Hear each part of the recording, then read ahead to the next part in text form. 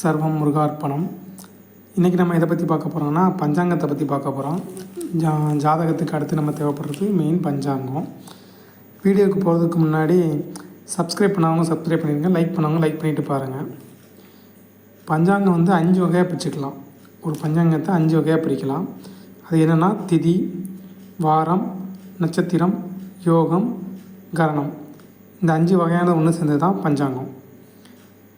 இந்த பஞ்சாங்கம் ஜாதகம் பார்க்குறதுக்கு எப்போவுமே நமக்கு தேவைப்படும். அடுத்து நம்ம பார்க்க போகிறது நட்சத்திரம். நட்சத்திரம்னு 27 நட்சத்திரம் சொல்லியிருக்கோம். அது 27 நட்சத்திரங்கள் தனித்தனி நட்சத்திரங்கள் ஒன்றும் கிடையாது. ஒவ்வொன்றுமே நட்சத்திரங்களின் கூட்டு. 27 நட்சத்திரங்கள்லாம் 27 நட்சத்திரங்களின் கூட்டு. அதுதான் 27 நட்சத்திரம். இப்போ பரணின்னு சொன்னால் அது ஒரு நட்சத்திர கூட்டு. அது முக்கோண வடிவில் இருக்கும். அந்த கூட்டு அது ஒரு நட்சத்திரமாக நம்ம கணக்கில் எடுத்துக்கிடுவோம். இப்போ நம்ம ஜாதக கட்டத்துக்கு மொத்தம் 12 கட்டம் நம்ம சொன்னோம். அந்த 12 கட்டத்துக்கும் மேசம் முதல் மீனம் வரைக்குள்ள 12 கூட்டு நம்ம இந்த படத்தில் நீங்கள் பார்க்கலாம்.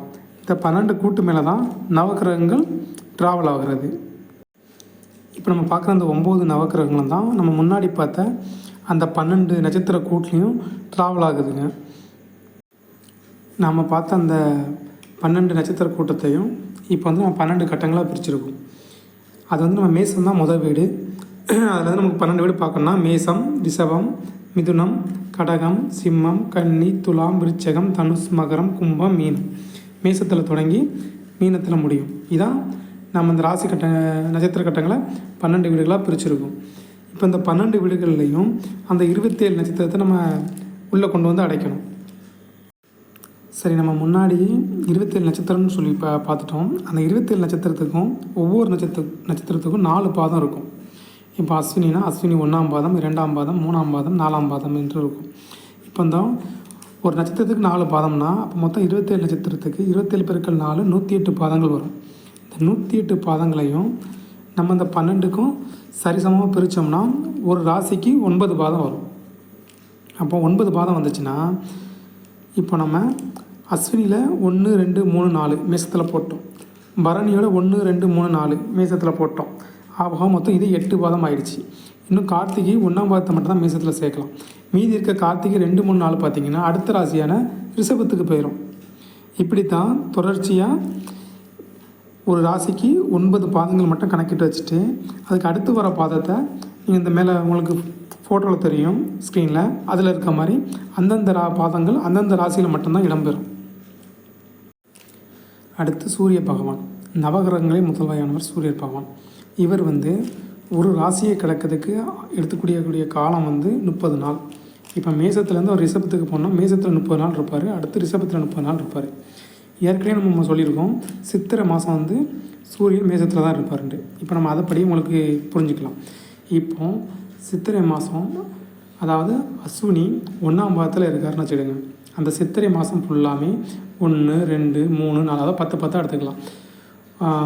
ஒரு 3 பாதத்துக்கு வர்றதுக்கு 10 நாள் ஆகும். அப்படி பார்த்திங்கன்னா 3, 9, 30 நாள் கழித்து அவர் 30 நாள் கழித்து பார்த்திங்கன்னா ரிஷபத்துக்கு வந்திருப்பார். அந்த ரிஷபத்துக்கு வரும்போது தமிழ் மாதம் பார்த்திங்கன்னா வைகாசியாக மாறி இருக்கும். ஆகத்தில் சூரியன் ஒரு ஜாதகத்தில் எதில் இருக்காருங்கிறத வச்சு அவங்க பிறந்த தமிழ் மாதத்தை நீங்கள் சூரியனை வச்சு கண்டுபிடிச்சிட முடியும். அவங்களுக்கு மேசத்தில் இருந்தால் சித்திரையில் பிறந்திருக்காங்க, ரிஷபத்தில் இருந்தால் வைகாசியில் பிறந்திருக்காங்க. இப்படி 12 மாதத்தையும் இங்கே ஈஸியாக கால்குலேட் பண்ணிடலாம். ஆக மொத்தம் நல்லா புரிஞ்சுக்கங்க. சூரியன் ஒரு முழு வீட்டை அந்த வீட்டில் இருக்க 9 பாதத்தையும் கடந்து வர்றதுக்கு அவருக்கு தேவைப்படக்கூடிய நாள் 30 நாள். 3 பாதத்துக்கு தேவைப்படக்கூடிய நாள் 10 நாள். ஒரு ராசியில் இருக்கக்கூடிய மொத்த பாதம் 9 பாதம். இதை எப்பவும் ஞாபகம் வச்சுக்கணும். அடுத்து நம்ம பார்க்கக்கூடிய கிரகம் சந்திரன்.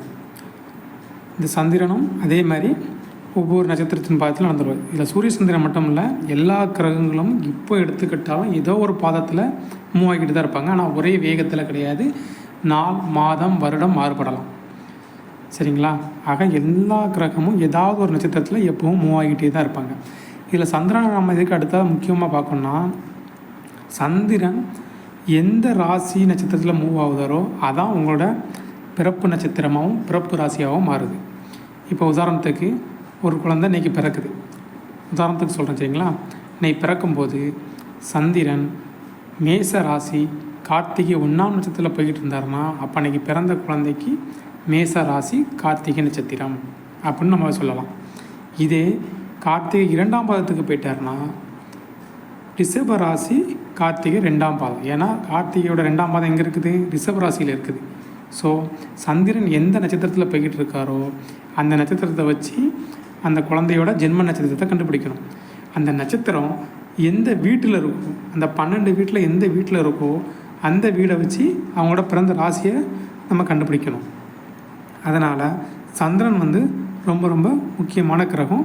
சந்திரன் எங்கே இருக்குது பஞ்சாங்கத்தில் அப்படிங்கிறத பார்த்து தான் நம்ம ராசி நட்சத்திரத்தை தெரிஞ்சிக்க முடியும்.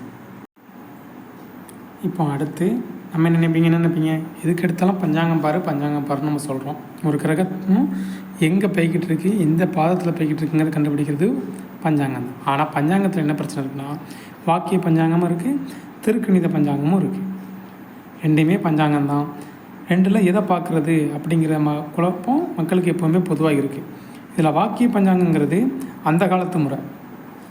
அந்த காலத்து முறைனா அந்த சேட்டலைட் இதெல்லாம் கண்டுபிடிக்க டெலஸ்கோப்லாம் தெரியாது. அந்த காலத்தில் ஆதி மனிதர்கள் சொல்லக்கூடியவங்க அந்த ஜோதிடம் அந்த மாதிரில உள்ள பஞ்சாங்கம்னா அது வாக்கிய பஞ்சாங்கம் தான். சில கோயிலில் கூட இப்போ கூட நீங்கள் பார்த்துருப்பீங்க, குறுப்பெயர்ச்சி அப்படிங்கிறது வாக்கிய பஞ்சாங்கத்தில் ஒரு மாதிரியும், கணித பஞ்சாங்கிறது நீங்கள் ஆன்லைனில் பார்க்கும்போது அது வேறு மாதிரியும் காட்டும். வாக்கிய பஞ்சாங்கிறது பழைய முறை. ஆனால் அது ஒரு கிரகம் இந்த இடத்துலேருந்து இவ்வளோ மூவ் ஆகுது. அப்போ உதாரணத்துக்கு நம்ம கார்த்திகை சொல்லணும், கார்த்திகை 1ஆம் பாதத்துலேருந்து 2ஆம் பாதம் மூவ் ஆகுதுன்னா அதுக்கு இடைப்பட்ட அந்த நாள், அந்த நேரம் இது கொஞ்சம் வித்தியாசம் இருந்துச்சு திருக்கணித பஞ்சாங்கத்துலேருந்து. ஏன்னா திருக்கணித பஞ்சாங்கிறது திருத்தி எழுதப்பட்ட கணிதம், அதான் திருக்கணிதம். திருத்தி எழுதப்பட்டது. வாக்கிய பஞ்சாங்கத்தை திருத்தி எழுதுனாங்க. சில தவறுகள் இருக்குது, இந்த கிரகங்கள் மூவ் ஆகுறதுல சில காலதாமதம் இருக்குது அப்படின்னு சொல்லி தெளிவாக அக்யூரேட்டாக போட்டது தான் திருக்கணித பஞ்சாங்கம். இப்போ நீங்கள் எல்லாருமே இப்போது ஆண்ட்ராய்ட் ஃபோன் வச்சுருக்கோம். ஆண்ட்ராய்ட் ஃபோனில் பார்த்தீங்கன்னா நீங்கள் ஆஸ்ட்ராலஜின்னு சொல்லி கூகுளில் சர்ச் பண்ணி பார்ப்பீங்க. அதில் வாரது எல்லாமே திருக்கணித பஞ்சாங்கம் தான். வாக்கிய பஞ்சாங்கம் இன்னும் தமிழ்நாட்டில் தென் பகுதியில் இருக்க தான் செய்யுது. அங்கே வாக்கிய பஞ்சாங்கம் அப்படி தான் இன்னும் பார்க்குறாங்க. ஆனால் திருக்கணித பஞ்சாங்கம் தான் பரவலாக இருக்குது. அதான் திருத்திட்டாங்களே. அப்புறங்கும்போது நம்மளும் திருக்கணித பஞ்சாங்கத்துக்கு மாறுறதுல தப்பு இல்லை. ஏன்னா திருக்கணித பஞ்சாங்கிறது வாக்கிய பஞ்சாங்கத்தை விட அக்யூரேட்டாக கிரக நிலையை காட்டக்கூடியதுங்கிறது உண்மை. இதில் உங்களுக்கு எந்த பஞ்சாங்கம் வருதோ அதை நீங்கள் எடுத்துக்கலாம், அது உங்களோட முடிவு.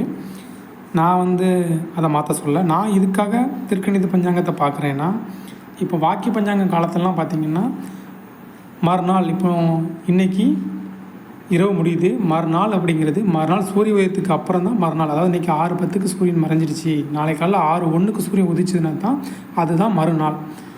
சரிங்களா? இன்றைக்கி செவ்வாய்க்கிழமைனா நாளைக்கு புதன்கிழமை ஆகணும்னா அது காலையில் சூரியன் வந்ததுக்கப்புறம் தான் மறுநாள் சொல்ல முடியும். அதான் வாக்கிய பஞ்சாங்கம். இப்போ நம்ம அப்படியே பார்க்குறோம். இப்போ நம்ம நைட்டு 12 மணிக்கு 12:01 ஆகிட்டாலே அதை மறுநாள் தான் சொல்கிறோம். காரணம் இதுதான் திருத்தி எழுதுக்கிட்டது, நம்மளே ஒரு திருப்பிக்கிட்டு தான். இதுக்கு முன்னாடி சூரியன் உதிச்சதுக்கு அப்புறம் தான் மறுநாள். இப்போ நைட்டு 12 மணிக்கு அப்புறமே அது மறுநாளாக கணக்கு சேர்த்துக்கிடுறோம். அதே மாதிரி தான் திருத்தி எழுதின திருக்கணிதம் மேலே எனக்கு நம்பிக்கை உண்டு. இதில் எந்தெந்த பஞ்சாங்கத்தை தேர்ந்தெடுக்கணுங்கிறது அவங்கவுங்க விருப்பம். உங்களுக்கு எந்த பஞ்சாங்கம் ஈஸியாக வருதோ அதை நீங்கள் தாராளமாக எடுத்துக்கலாம். சரிங்களா? அப்புறம் ரொம்ப முக்கியமாக உங்களுக்கு இந்த வீடியோ பிடிச்சிருந்தா கண்டிப்பாக லைக் பண்ண மறந்துடாதீங்க. சேனலை சப்ஸ்கிரைப் பண்ணி வச்சுடுங்க. இதமான ஜோதிடங்கள் பரிகாரம் சம்மந்தப்பட்ட அனைத்து வீடியோகளும் உங்களுக்கு உடனுக்குடனே கிடைக்கிறதுக்கு பெல் பட்டனை கிளிக் பண்ணி ஆளை கிளிக் பண்ணி வச்சுருங்க. சர்வம் முருகார்ப்பணம்.